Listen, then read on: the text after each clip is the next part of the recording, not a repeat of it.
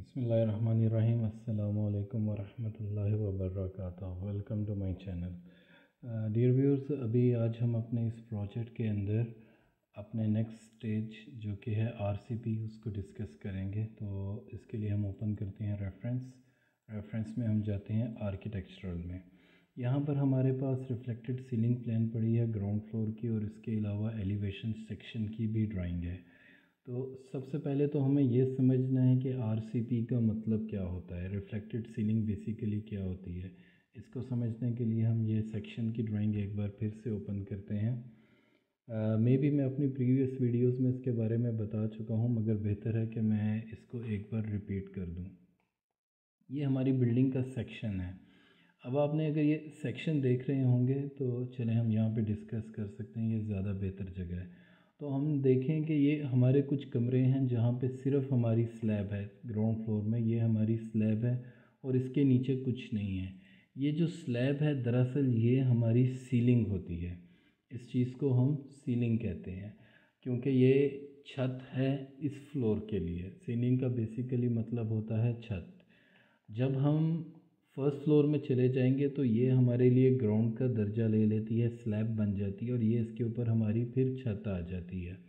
अब बैरून मुल्क सिलसिला एक कार ऐसे होता है कि हमारी जितनी भी सर्विसेज होती हैं वो स्लैब के नीचे से ट्रैवल करती हैं, और जब वो ओपन हो तो वो बहुत बुरी लगती हैं। लिहाजा उसके नीचे हम एक और लेयर डालते हैं जिप्सम बोर्ड की, और उस लेयर को हम कहते हैं सीलिंग। जैसा कि आप यहाँ पर देख सकते हैं कि ये स्लैब है, ये स्लैब के नीचे जिप्सम बोर्ड की एक और लेयर जा रही है जिसे हमने हैंगर्स के ज़रिए लटकाया हुआ है। इस चीज़ को हम सीलिंग कहते हैं।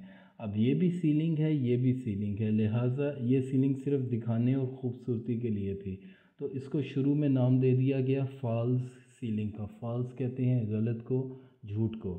तो ये देखें, ये इसका पुराना नाम था फॉल्स सीलिंग, और बाद में इसका दोबारा नाम पड़ गया reflected ceiling, RCP, reflected ceiling. तो आरसीपी का टोटल मतलब होता है रिफ्लेक्टेड सीलिंग प्लान, और ये नाम भी काफ़ी पॉपुलर है, मगर फॉल्स सीलिंग ये नाम ज़्यादा पॉपुलर हो चुका हुआ है। इसमें बेसिकली क्या होता है, हमारी जितनी भी सर्विसेज होती हैं वो सीलिंग के ऊपर होती हैं, इसके अंडर वो हाइड, इसके अबव वो हाइड हो जाती हैं। इस सीलिंग के अंदर हमारी लाइटें लगेंगी, हमारी डिटेक्टर्स, एसी की ग्रिल्स जो भी है वो इसी के अंदर लगाया जाता है। ये जिप्सम की सीलिंग होती है, जिप्सम बोर्ड की कई तरह की हो सकती है, और ये बहुत ज़्यादा अहमियत की हामिल होती है। ये हमें हमेशा आर्किटेक्चरल की डिपार्टमेंट की तरफ से मिलती है, और सम टाइम हमें आईडी के डिपार्टमेंट की तरफ से इम्प्रोवाइज़ होके मिलती है। इसकी स्टैंडर्ड हाइट 600 mm की होती है। यहाँ पे हम देखते हैं कि इसकी हाइट कितनी दी गई है।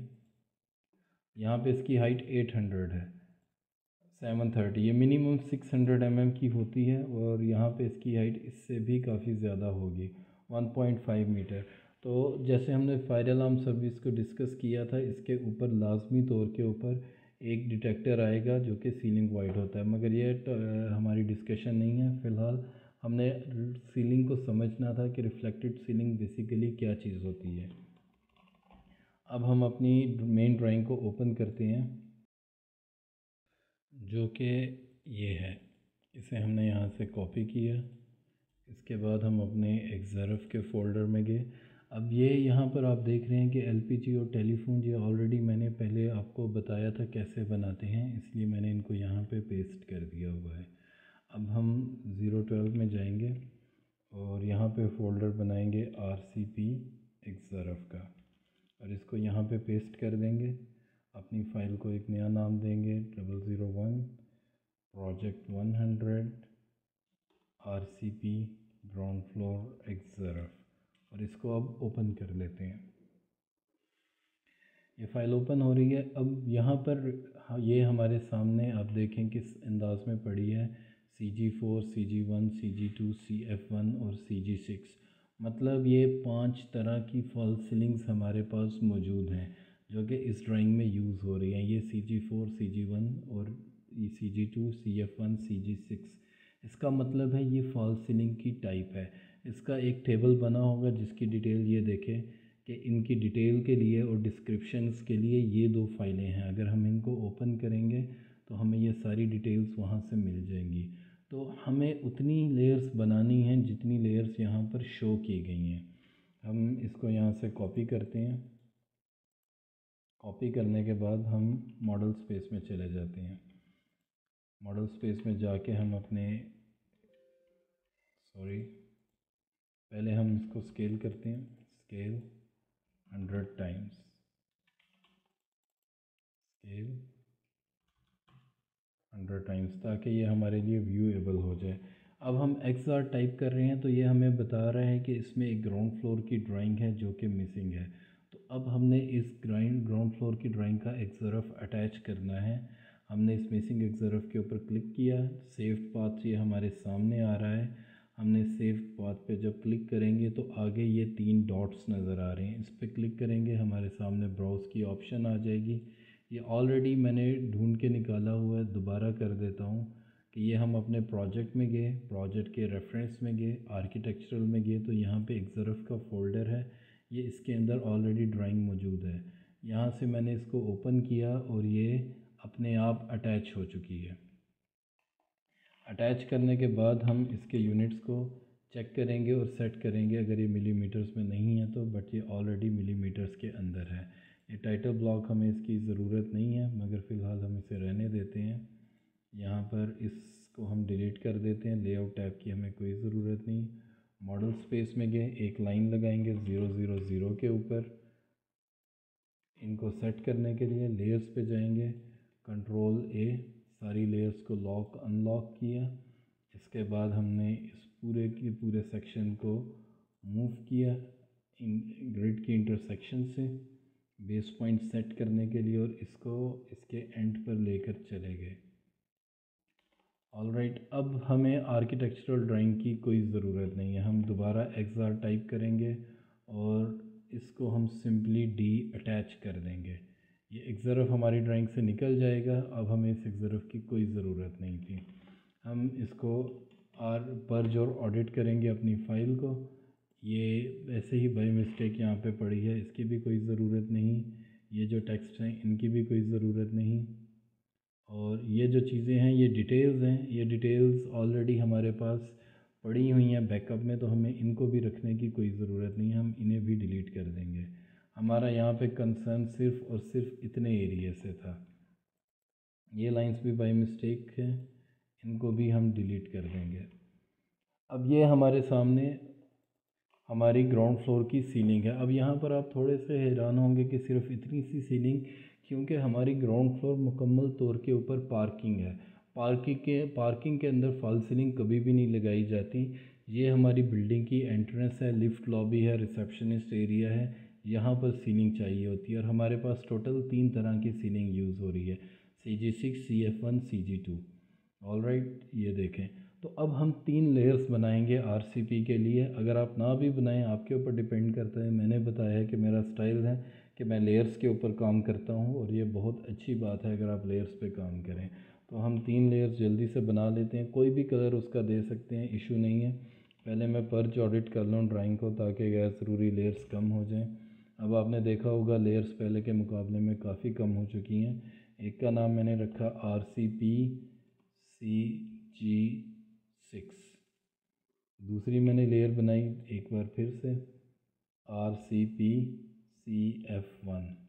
तीसरी लेयर एक और बनाता हूँ, ये Alt+N दबा रहा हूँ, इससे नई लेयर्स बन रही हैं RCP CG2। दोबारा बता दूँ कि ऑलरेडी मेरी ऑटोकैड के कमांड्स के ऊपर भी वीडियोस बना रहा हूँ।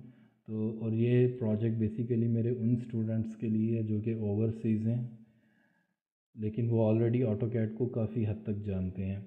यहाँ पे मैं इसको डिफरेंट कलर दे सकता हूँ, बेसिकली कोई भी कलर दे सकता हूँ। तो मैं इनको रैंडमली कलर दे देता हूँ। एक के लिए सियान कलर ठीक है, एक के लिए ग्रीन कलर ठीक है, और एक के लिए मैं मज़ीद कोई और कलर दे देता हूँ, कलर 6 दे देता हूँ। इन कलर्स की मुझे कोई प्रॉब्लम नहीं है, बाद में ये कलर्स मैं जब चाहूँ चेंज कर सकता हूँ। अभी मैं बस डिफरेंट कलर देने के चक्कर में हूँ। अब मैं 3 लाइंस लगा लेता हूँ इनको मैच करने के लिए। इसको मैंने सेलेक्ट किया और इसका मैंने CG2 इस लेयर में कर दिया, और ये मैंने CF1 में कर दिया। अब मैंने देखना है CF1 बेसिकली यहाँ पर यूज़ हो रही है। इसको डिलीट किया तो ये सिंगल बाउंड्री है, ये कम से कम 2 होनी चाहिए। 2 इसलिए क्योंकि एक बाउंड्री इस सीलिंग के लिए है, एक बाउंड्री इस सीलिंग के लिए बनेगी। ये एक पॉलीलाइन है, ये 2 होनी चाहिए। मैं इसको सिंपली कॉपी करता हूँ, कॉपी करके इसको इसके एंड पॉइंट से पिक करूँगा और दोबारा इसी के एंड पॉइंट पे पेस्ट कर दूँगा। अब इसको मैच प्रॉपर्टीज़ किया, ये दोबारा लेयर एक मेक श्योर होने के लिए चेक कर लूँ, CF1, और इसको इस लेयर के साथ मैंने मैच कर दिया।